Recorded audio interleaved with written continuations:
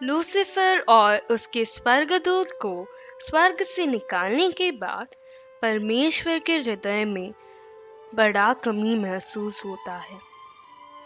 इसलिए परमेश्वर ने एक दुनिया बनाया जिसका नाम था पृथ्वी।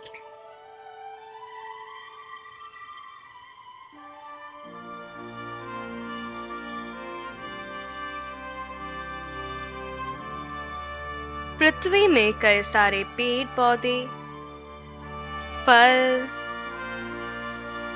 फूल, मछलियाँ, पक्षियाँ और प्राणियों की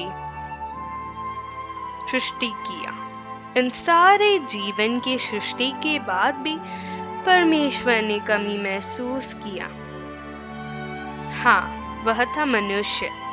इसलिए परमेश्वर ने मनुष्य का सृष्टि किया मिट्टी से परमेश्वर के रूप में।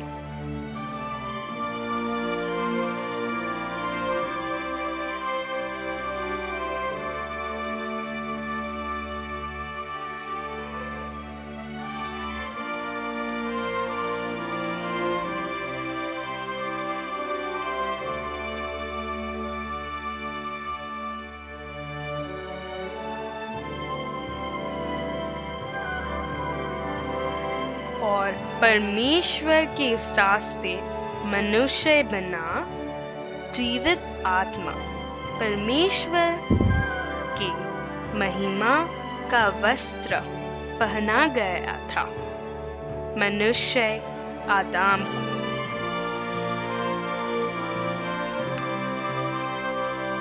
आदम के सहायता के लिए कोई नहीं होने के कारण परमेश्वर ने हवा को आदम के साथी कहकर सृष्टि किया।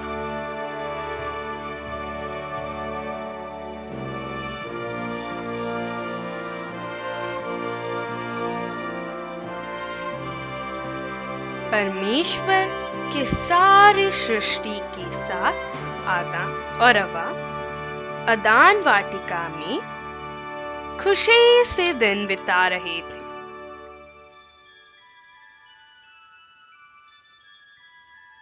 पर शैतान इससे बिल्कुल भी खुश नहीं था और मौका खोज रहा था कि कैसे यीशु को चोट पहुंचाऊं। उसे पता चला कि यीशु की सृष्टि को चोट पहुंचाने से यीशु को बुरा लगेगा।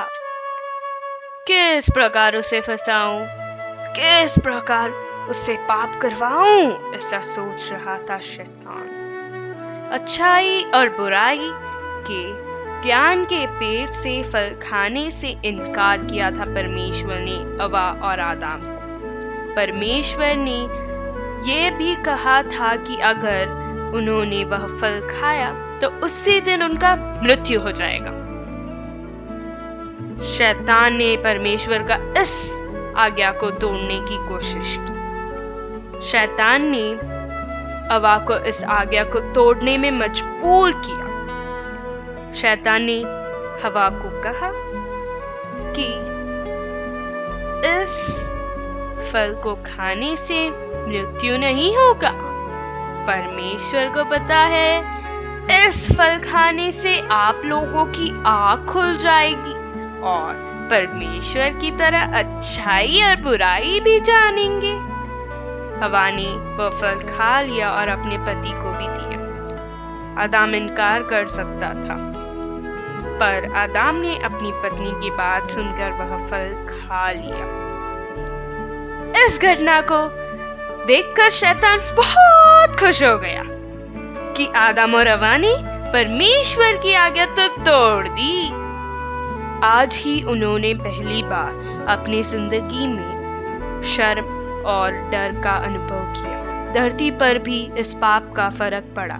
सभी प्राणियां एक दूसरे से लड़ने और एक दूसरे को खाने लगे।